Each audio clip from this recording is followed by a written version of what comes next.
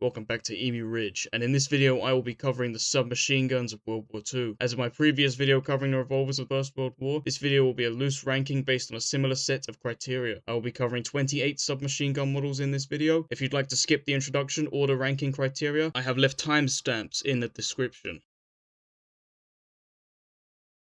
Like how semi-automatic pistols were a military standard by 1914, submachine guns were becoming a standard by 1939. Not all armies had one, but the ones that did followed a similar doctrine. Submachine guns were an automatic weapon used usually in small numbers within a squad, an intermediate between pistols and carbines. Submachine gun development was especially prevalent in the late interwar period in the German, American, and Russian spheres of development, but by 1943 most armies had adopted some form of submachine gun to compete with the guns of these spaces. For example, the Japanese Type 100 to compete against the American Thompson, and the British Sten to compete with the German MP40. Not all submachine guns are created equal though, especially not in a time of war where most armies had their own signature cartridges, most carried over from the semi-automatic pistols First World War. Unlike my previous video where I covered the aging revolver and its replacement, in this video I will be covering the SMG in a period where it was still considered modern, but the criteria I have chosen will be more adapted to the modern age of combat.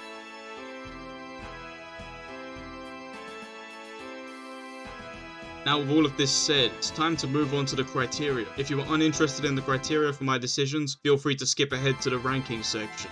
Due to the fully automatic nature of all the weapons mentioned here, fire rate is far more important than with self-loading or single-action platform. Fire rate is important because one bullet could be the difference between life and death. A slower RPM could take away the chance to fire that one bullet. 1 point for less than 500 RPM, 3 points for more than 700 RPM, and 2 points for every RPM in between. Capacity is a very important trait, as having more bullets per magazine, while being heavier, ensures that a weapon can remain operational for longer periods without having to be reloaded again. 1 point for 20 rounds or less, 2 points for between 21 and 39 rounds, and 3 points for 40 rounds or more. Like with pistols, a revolver's caliber largely dictates its power and the kinds of wounds it can inflict. Due to this, larger rounds are worth more points. 1 point for 8mm or smaller, 2 points for 9mm, and 3 points for 10mm or larger. Due to the lack of dedicated 10mm rounds though, this essentially just means 45 ACP in this content. Quality of a stock largely determines how optimal it is for absorbing recoil and stabilizing the weapon in general. While wooden stocks largely do this the best, flimsier metal stocks are often a trade-off for the sake of making the weapon more compact. 1 point for no stock, 2 points for a folding stock, 3 points for a wooden stock. Full bottom-fed magazines became the norm for SMGs during the Cold War. A lot of development went to side-fed designs inspired by the MP18 and top-fed designs inspired by the Danish Madsen LMG. Side-feeding designs would cause the weight balance to change during firing, and top-feeding designs blocked the user's sight, so bottom-fed designs were generally superior. 1 point for side-fed, 2 points for top-fed, and 3 points for bottom-fed. Usually drum magazines are considered generally superior to box magazines due to their usually superior capacity. However, in the case of World War II submachine guns, box magazines tended to be more reliable and faster to reload. A good example of this is how the drum magazines of the MP18 were replaced by the box magazine of the later MP28, so 1 point for drum magazines and 2 points for box magazines. I'm going to mention length here but not weight, as SMGs were typically carried as the main arm of an infantryman in place of a rifle. The ideal length is between 26 and 35 inches, which ensures a good balance of accuracy and mobility. The length here includes the stock as well as the SMG and the barrel. 1 point for being shorter than 21 inches and longer than 35 inches, 2 points for being between 21 and 25 inches, and 3 points for being between 26 and 35 inches.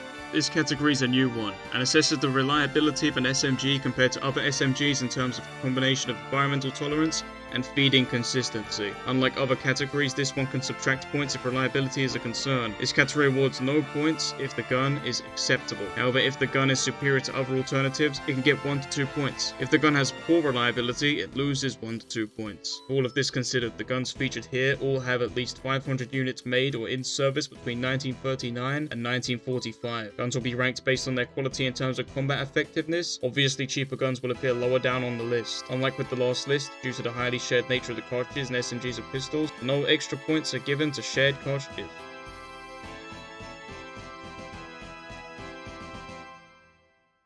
The MP3008 was the worst submachine gun of the Second World War. At only 13 points, this weapon isn't entirely bad. Its most redeeming feature was that it fed from the bottom, but overall it was a very poor choice. It fired at a slow 450 rounds per minute and was built with the British Sten gun, already unreliable platform. While its flaws can be understood as being a late war rush job, the finished product is of poor quality, and this is no surprise when you realise it originates from the Sten. Despite the generally high regard American submachine guns have in the Second World War, the M50 Rising was notorious for being extremely unreliable. Average However, it wasn't just bad for its poor tolerance to sand in the Pacific. It had a very low capacity of 10 or 20 round magazines too. Overall, while it was an inexpensive alternative to the Thompson series, it was far worse than the other cheap Thompson alternatives that would come to be released in the years following 1941. As with the MP 3008, the Sten was designed to be produced as cheaply as possible, producing around 4 million units between 1941 and 1945. While prevalent in seeing variants of suppressors and bayonets, the weapon's early variations were unreliable, and overall, the weapon tended to have very poor tolerance to dust and other minutiae.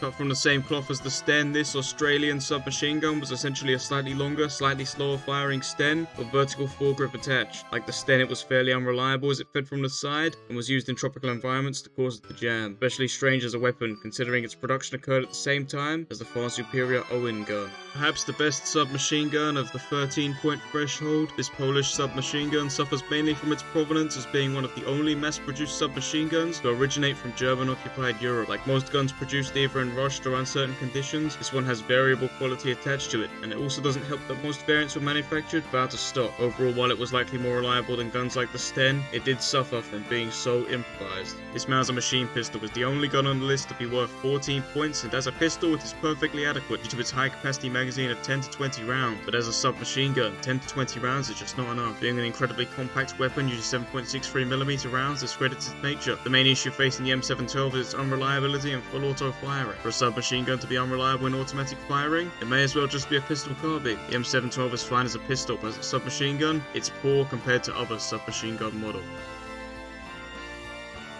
The most commonly cited worst submachine gun of the Second World War, the Furrer, is the lowest of the D tier due to its most overwhelming negative trait, its extremely poor reliability. It possesses positive traits such as a wooden stock and a high fire rate, but due to the poor reliability, it can't be any higher. I don't think it's quite the worst submachine gun though, because it was initially produced near the start of the war and doesn't suffer from late war wire stocks or poor quality Sten-style magazine failure. Japan's primary submachine gun, this weapon resembles a popular archetype of submachine guns at the time, the side loader inspired by the MP-18, just like the Sten. Now compared to the Sten, the Type 100 has a smaller caliber, but it also has a faster fire rate, a wooden stock, and is more reliable. Granted, this is mostly due to the Type 144. The original Type 100 wasn't great, but there are far more Type 144 models than the original Type 100. The worst submachine gun of Soviet service, the PPS-43, comes from the Soviet tradition of making guns as cheaply as possible, regardless of quality. That being said, the PPS-43 was better than most of the rush job submachine guns of the mid to late war period. It fed from the bottom and took 35 round magazines of 7.62 by 25mm Tokarev and was considered reliable enough to be used until the 1960s in Russia and to the present day in some other third world countries. The worst of the 16-point guns, the TZ-45, was a product of late-war Italian engineering to create a weapon that was cheap enough to supplement the shortage of Beretta Model 38s and MP-40s in 1944. The weapon is sometimes known as the Naewin Sten, since it was used heavily in Burma after the Second World War. The weapon boasts an impressive 40-round magazine capacity, however its main issue comes down to reliability issues, inconsistent late-war construction quality. This refers to the British Lanchester and German MP-18, MP-28 and MP-35 submachine guns, but primarily the MP-28. While old, these platforms were relatively reliable, but were also fairly outdated. They used a side-feeding mechanism, had slow fire rates, and relatively middling capacities. Overall, they were perfectly serviceable, but definitely not as good as some alternatives in the German space.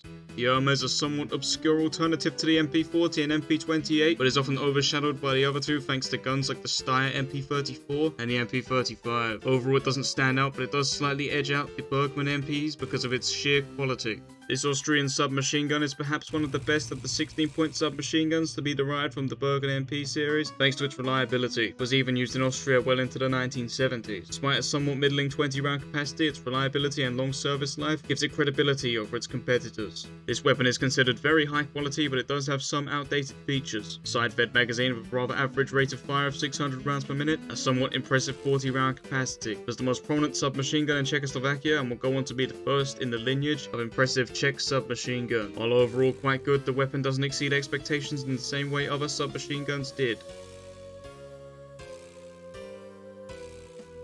A fairly obscure Romanian submachine gun, this weapon has a thin disposition and had little competition, but still managed to be quite reliable, probably due to the fact it was an early war submachine gun and therefore didn't need to be rushed out. It was fairly average with 500 rounds per minute fire rate, bottom fed magazines of 9x19mm ammunition.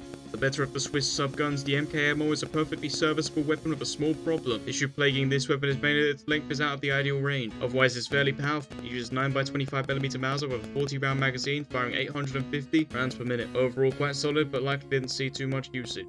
The Mars 38 is also a fairly solid submachine gun, the first really mass-produced French submachine gun. The weapon was considered fairly reliable when its 7.65 by 20mm longe cartridges generated a low amount of recoil, making the weapon more accurate than other submachine guns.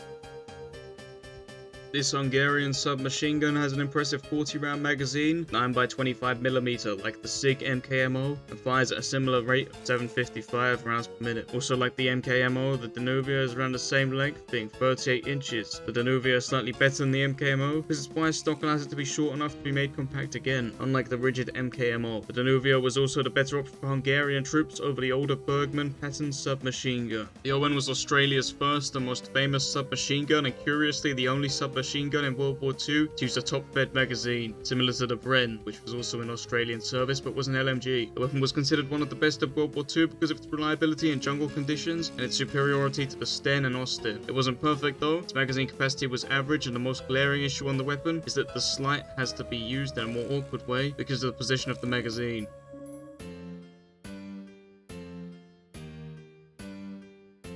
It may be a surprise to see the MP40 at the bottom of B tier, but the factors that play into the MP40 only being 18 points come down to the undeniably middling nature of some factors of the weapon. While extremely reliable, the weapon's wire stock is fairly infamous, and the 32-round magazine 550 RPM combination on 9x19mm was seen elsewhere and on systems with higher fire rates and more rounds. Overall solid design, but it didn't excel like other platforms did.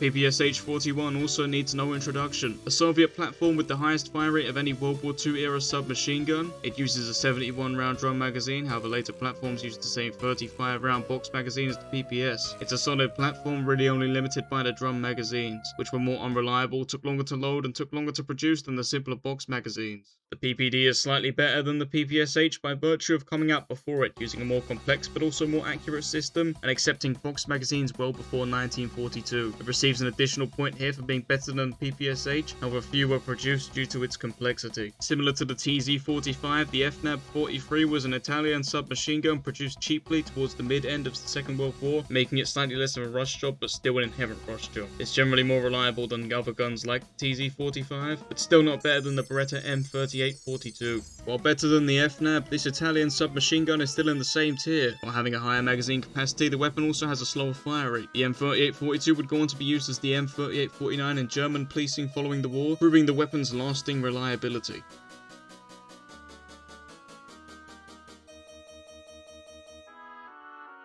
The United Defense M42 was a substitute for the Thompson series of submachine guns, and it is relatively similar in some ways. It saw 15,000 units made, and it pioneered the sort of jungle-style magazine configuration that would go on to be seen in the improvised style of M16 magazines taped together in the Vietnam War. The M1A1 was the final refinement of the Thompson, and unlike earlier versions, it doesn't use a high-capacity drum. What it does have, however, is a gold standard in every other aspect. Ideal length, high power cartridge, high fire rate, great reliability, and while it was sidelined in favor of more easily produced options, as a unit, it was a very high quality submachine gun. The best submachine gun of the Second World War was the Suomi KP-31. While it is perfect in basically every regard, using highly shared 9x19mm rounds, possessing a fast fire rate, having an ideal length, its most famous aspect is that it uses a high capacity gasket round magazine, holding 50 rounds. It is essentially a quad stack box magazine, so it is more reliable and has a similar capacity to something like the PPSH-41.